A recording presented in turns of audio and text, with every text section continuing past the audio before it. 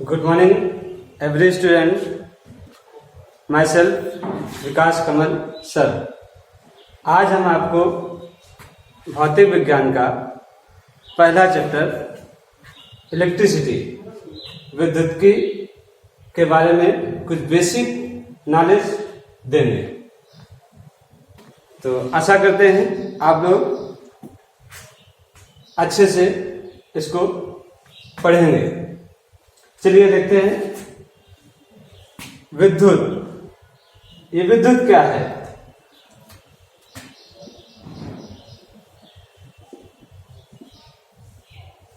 विद्युत देखिए, अक्सर कर हम लोग देखा करते हैं कि गर्मियों के समय में जब हम अपने कपड़े अपनी बॉडी से निकालते हैं तो देखते हैं चट चट की आवाज आती है। या आकाश में आपने देखा होगा कि बिजली कड़कती है। क्या आप लोग जानते हो ये सब कैसे होता है? इसके बारे में जानते हैं। अगर जानते हो तो बहुत अच्छा, नहीं जानते हो तो कुछ हम सीखते हैं। ठीक है, विद्युत कहते किसे हैं इसको थोड़ा जानने की कोशिश करेंगे। तो फर्स्ट, विद्युत क्या है? वैसे तो हम सभी लोग ऊर्जा के बारे में पढ़ चुके हैं। ऊर्जा क्या है? ऊर्जा को ना तो नष्ट किया जा सकता है ना ही उत्पन्न किया जा सकता है। इसे केवल एक रूप से दूसरे रूप में परिवर्तित किया जा सकता है। तो विद्युत वास्तव में ऊर्जा है। विद्युत वास्तव में एक ऊर्जा है। देखिए, वस्तु के अंदर वह ऊर्जा जो किसी वस्तु को अपनी ओर आकर्षित करने का गुण करती है। देखिए, एक वस्तु के अंदर एक ऊर्जा होती है जिसके कारण वो वस्तु एक दूसरी वस्तु को आकर्षित अथवा प्रतिकर्षित करती है। इसी गुण को हम विद्युत कहते हैं। समझ में आया? देखिए, जैसे आपने देखा होगा कि जब हम कभी अपने बालों को कंघे से खींचते हैं तो उसमें आपने देखा होगा बालों को हम, या बचपन में हम देखते हैं अपने पेन को ऐसे बालों में रगड़ते थे और छोटे छोटे पेपर के टुकड़ों को आप रख के और उसके पास ले जाते थे तो देखते थे वो क्लीन हो जाते थे, चिपक जाते थे। ठीक है, तो ये कैसे होता है? यही कारण है विद्युत का। ठीक है ना? तो ये विद्युत आपका समझ में आ गया होगा कि विद्युत क्या है। विद्युत एक प्रकार की ऊर्जा है, वस्तु के अंदर यह गुण होता है। ठीक है, जिसके द्वारा आप किसी दूसरी वस्तु को आकर्षित करने का गुण रखती है। ठीक है, अब देखिएगा आवेश, इसी में छोटा सा आता है। ये जो आवेश होता है, आवेश कितने प्रकार का होता है? ठीक है, आवेश आपका एक गुण है। तो आवेश के बारे में जानते हैं। आवेश किसे कहते हैं? ठीक है, चलिए आवेश, वैसे आप लोग बता सकते हैं कि आवेश किसे कहते हैं?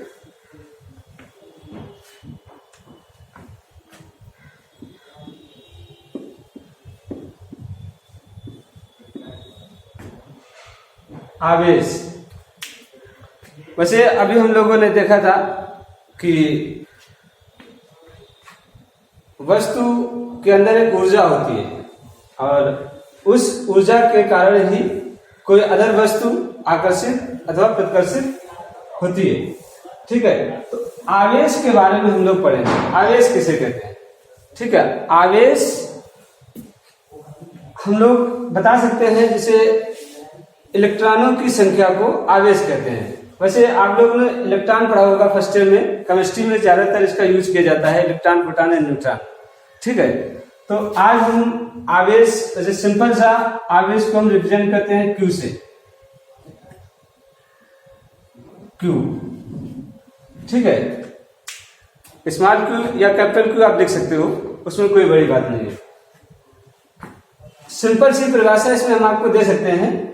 इलेक्ट्रॉनों की संख्या को आवेश कहते हैं। इलेक्ट्रॉनों की संख्या को आवेश कहते हैं। इसका फार्मूला Q = NE। देखिए, यहां पे जो N है वो इलेक्ट्रॉनों की संख्या है। यहाँ पे जो n है वो इलेक्ट्रॉनों की संख्या, और E ये इलेक्ट्रॉन का मान है। जो E है इलेक्ट्रॉन का मान है। E बराबर 1.6 इंटू 10⁻⁻19 कूलाम। E बराबर 1.6 इंटू 10⁻⁻19 कूलाम। ठीक है, ये आवेश आपका है। देखिए विद्युत और आवेश, इलेक्ट्रिसिटी के चैप्टर में सबसे ज्यादा यही यूज होने वाला। कुछ बेसिक है, इसको आप समझ लीजिएगा। ठीक है, तो आवेश, इलेक्ट्रॉनों की संख्या को आवेश कहते हैं। ये सिंपल परिभाषा बता रहे हैं, वैसे इसका विस्तार बहुत सा है। ठीक है, बस सिंपल सी परिभाषा आप पढ़ लीजिएगा। इलेक्ट्रॉनों की संख्या को आवेश कहते हैं। Q equal to N, E इसका फार्मूला है, जहां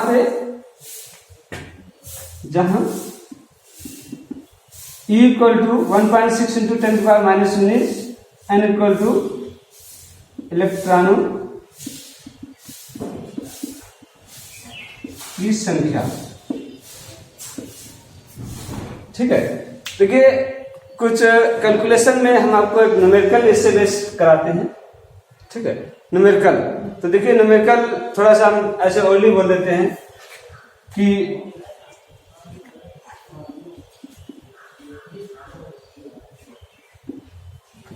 एक कूलाम आवेश में इलेक्ट्रॉनों की संख्या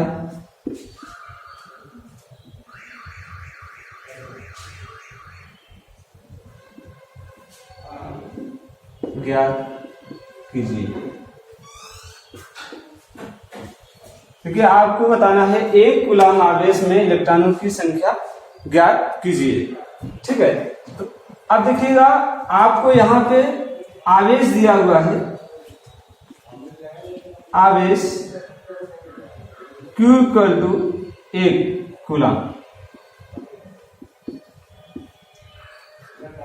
N इक्वल टू ज्ञात करना है, E इक्वल टू आप लोग जानते हैं 1.6 इंटू 10⁻⁻19 कूलाम।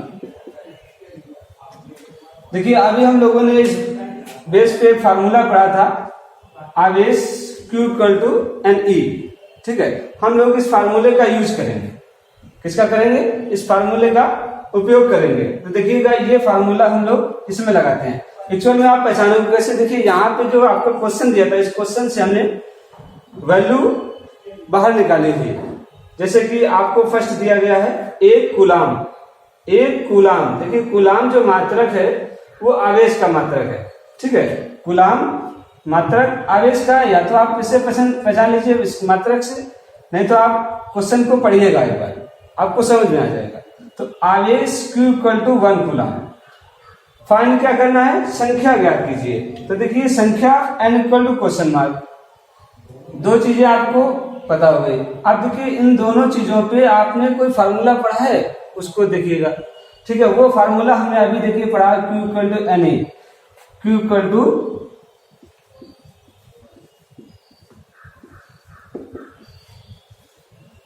To NE। ठीक है, ये आपका फार्मूला है। अब इस फार्मूले में हम लोग वैल्यू रखेंगे, मान रखेंगे और इसको सॉल्व करेंगे। तो देखिएगा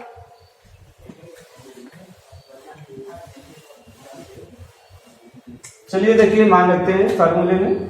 Q इक्वल टू आप लोग जानते हैं 1 कूलाम, तो Q इक्वल टू यहाँ पे 1 रखेंगे। N इक्वल टू फाइंड करना है, N ऐसे रखेंगे इंटू E की वैल्यू 1.6 इंटू 10⁻⁻19। ठीक है, हमको n फाइंड करना है। देखिए n के साथ गुणा में 1.6 इंटू 10⁻⁻19 है, n निकालना है, इसलिए इसके गुणा के साथ जो भी होगा वो हम अदर साइड डिवाइड में कर देंगे। ठीक है, तो यहाँ पे आपका n इक्वल टू हो जाएगा 1/1.6 इंटू 10⁻⁻19। ठीक है,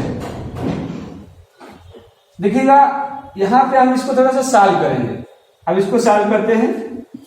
ये आपका पॉइंट है, इस पॉइंट को हटाएंगे, ऊपर एक जीरो बढ़ जाएगा, 10/16। देखिए जो पावर आपके नीचे माइनस की है, ये जैसे ऊपर जाएगी तो प्लस की हो जाएगी, ठीक है ना। तो ये प्लस की 19 हो जाएगी ऊपर, क्लियर हुआ। अब देखिएगा इसका हम डिवाइड करते हैं। अभी आपका डिवाइड नहीं जाएगा तो एक जीरो हम इससे इधर कर लेते हैं या एक जीरो बढ़ा लेते हैं, एक जीरो ऊपर कर लेते हैं, एक जीरो नीचे कर लेते हैं, ठीक है। जैसा आप कर पाओ, ये कैलकुलेशन देखिए आपके बेस पर है। तो चलिए हम लोग कैलकुलेशन करते हैं। आप देखिए यहाँ पे एक जीरो जो बढ़ाया हुआ है, इस जीरो से हम 19 वाला एक जीरो कट कर देंगे, तो आपका 100/16 इंटू 10 की पावर 18 आ जाएगा। अब 16 का डिवाइड 100 में कराएंगे, ठीक है। तो देखिएगा 16 का डिवाइड 100 में कराएंगे, कितना आएगा? 96, ठीक है। 96, कितना बचा? 4, ठीक। अब डिवाइड नहीं होगा तो पॉइंट लगा लेंगे, 40 हो जाएगा, 40, ठीक है। 40 में आप 16 का भाग दीजिएगा, तो देखिए 16 48 ज्यादा हो गया, ठीक है। तो 16 दूना 32। अब 32 और हमें लाना है 40, कितना बचा? 8, ठीक है। पॉइंट लगा हुआ है इसलिए आप जीरो और बढ़ा लीजिए, 80 हो जाएगा। 16 का डिवाइड 80 में करा दीजिए, 16×5 = 80, ठीक है, इंटू 10 की पावर 18। ये आपका n = आ जाएगा। तो एक कूलाम आवेश में इलेक्ट्रॉनों की संख्या n = 6.25 इंटू 10 की पावर 18। ये आपका आंसर है, ठीक है। इस तरीके से आपकी बहुत सारी कैलकुलेशंस फार्मूले के बेस पे आपके न्यूमेरिकल सॉल्व होंगे। तो कुछ न्यूमेरिकल आप लोग अपने टेक्स्ट बुक से सॉल्व करने की कोशिश करना, और जो प्रॉब्लम हो उसको क्लियर कर लेना।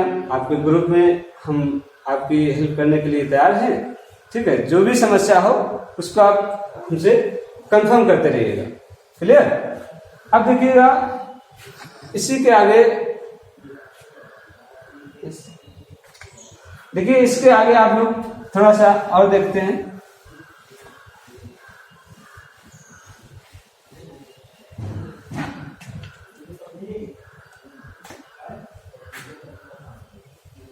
आवेश का वितरण, ठीक है, आवेश का वितरण।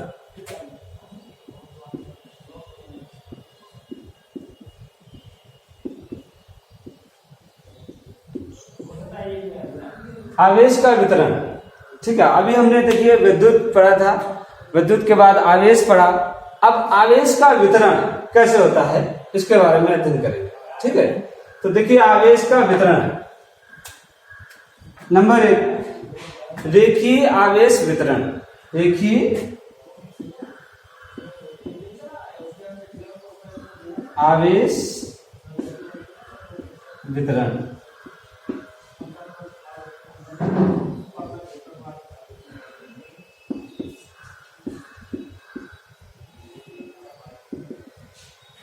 रेखीय आवेश वितरण, ठीक है। वैसे आप लोग इस शब्द से जरा समझ जाइएगा कि ये आवेश का वितरण, ये वितरण शब्द का मतलब क्या है, ठीक है। हम लोग वितरण का मतलब समझते हैं बांटना, ठीक है।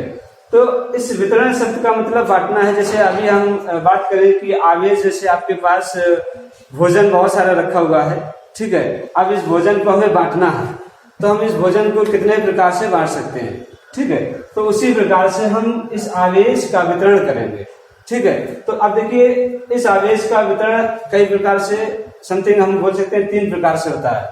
नंबर 1 रेखीय आवेश वितरण, ठीक है, रेखीय आवेश वितरण।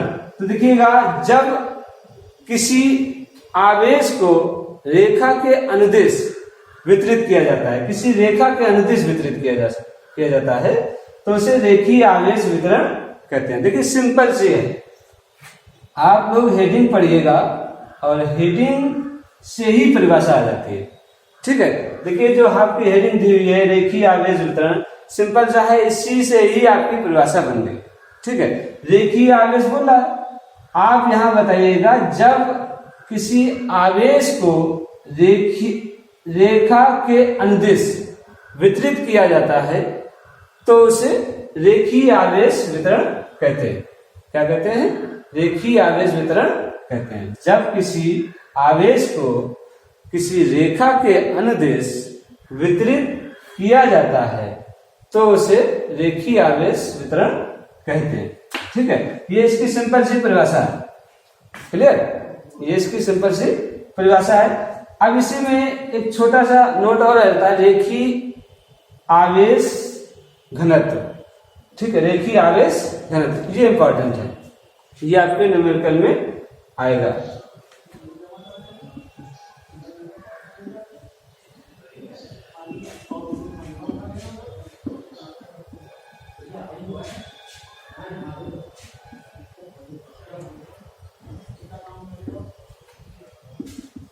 रेखीय आवेश घनत्व। ठीक है, एक्चुअल में देखिएगा जो अभी हमने रेखीय आवेश वितरण की परिभाषा बताई हुई है, इसी से रिलेटेड रेखीय आवेश घनत्व है और इससे हम न्यूमेरिकल सॉल्व करेंगे। ठीक है ना, क्या सॉल्व करेंगे? न्यूमेरिकल। तो देखिएगा रेखीय आवेश घनत्व, एकांक आवेश को यहां पे हम रेखीय आवेश घनत्व की परिभाषा से आप समझिएगा। घनत्व का मतलब जानते हो? देखिए फर्स्ट ईयर में हम लोग घनत्व पढ़े थे। घनत्व बराबर क्या होता है? द्रव्यमान बटे आयतन। घनत्व बराबर द्रव्यमान बटे आयतन। ठीक है, तो द्रव्यमान से आप समझते हो ये परिमाण होता है, आयतन जिस बेस पे होता है। ठीक है, जितने बेस पे होता है तो आपको बेस लेके चलना है और जितना लेके चलना है। ठीक है, तो इसके अकॉर्डिंग आप परिभाषा बना दीजिए। घनत्व की कोई भी आपकी परिभाषा आ जाए तो आप इसी बेस पे बता दीजिएगा, सिंपल सा याद हो जाएगा, ज्यादा याद करने की आवश्यकता भी नहीं है। देखिए फिजिक्स है। ठीक है, फिजिक्स शब्द ही आप पहले समझ लीजिएगा कि फिजिक्स है क्या, साइंस क्या है। अगर इसके बारे में आप जान गए तो आप ये सारी परिभाषाएं याद करने की आवश्यकता नहीं होती है इनमें। ठीक है, आप इनको समझने की कोशिश करिए। साइंस जो है आपका क्रमबद्ध ज्ञान है। साइंस क्या है? क्रमबद्ध ज्ञान। ठीक है, अगर आप किसी भी चीज को क्रम से पढ़ते हो तो वो साइंस है और तभी आपको साइंस समझ में भी आएगा। ये नहीं कि आज हमने आपको आवेश पढ़ा दिया है, इसके बाद हम आपको कूलाम का नियम बता देते हैं। ठीक है, फिर आपको हम विभव बता देते हैं, आगे वगैरह वगैरह आप जानते हो, या फर्स्ट ईयर का कोई वगैरह टॉपिक उठा देते हैं। इस तरीके से साइंस समझ में नहीं आती है। ठीक है, और साइंस के अंतर्गत अगर भौतिक की बात करें तो जानते हो भौतिक क्या है? ठीक है, भौतिक क्या है? भौतिक नेचर है, प्रकृति।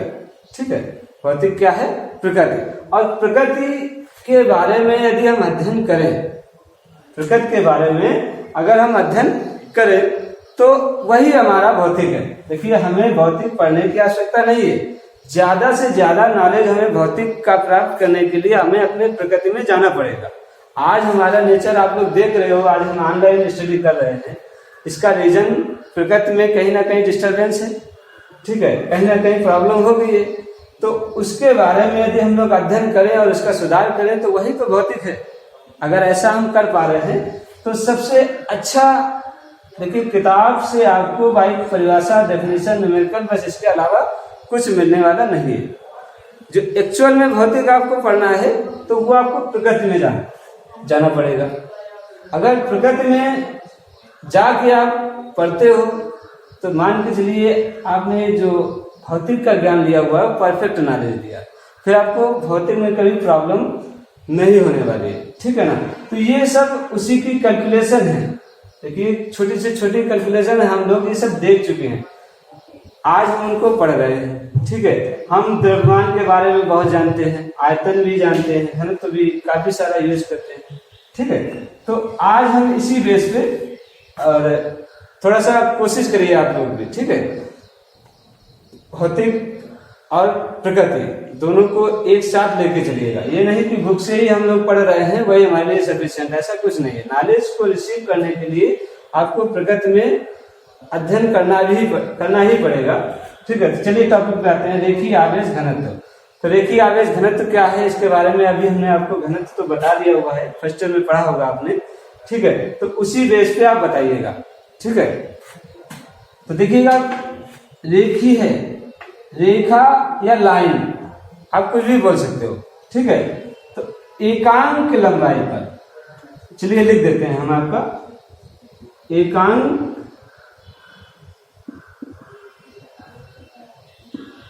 लंबाई पर उपस्थित आवेश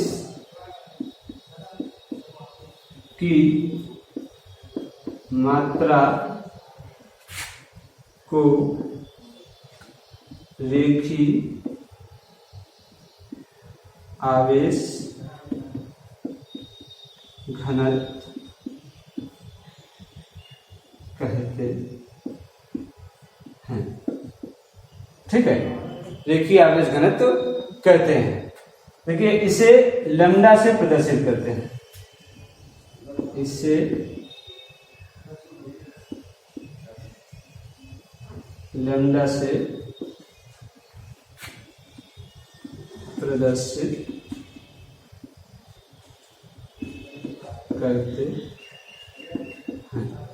ठीक है। इसे लैम्डा से प्रदर्शित करते हैं, lambda equal to delta Q upon delta L, ठीक है। देखिए, यहाँ पे हम एकांक लंबाई की बात कर रहे हैं। एकांक लंबाई का मतलब डेल्टा एल, ये डेल्टा का मतलब आप समझ लीजिएगा, छोटा सा वैल्यू, ठीक है। छोटी सी वैल्यू के लिए हम डेल्टा का यूज करते हैं। जब बहुत बड़ी होती है तो हम सिंपल सा क्यू अपान एल लिख देते हैं। अगर बड़ी वैल्यू की बात करें तो क्यू अपान एल लिखेंगे, और छोटी सी वैल्यू के लिए डेल्टा लगा देते हैं, ठीक है। तो इस डेल्टा का मतलब आप समझ गए होंगे, डेल्टा हमने क्यों लगाया हुआ है। ये छोटी सी वैल्यू, आप देखिएगा, छोटे से हमने बोला हुआ परिभाषा में आपको, एकांक लंबाई। एकांक लंबाई का मतलब उसका जो लंबाई है वो एक है, और एक लंबाई सबसे छोटी लंबाई होती है। आप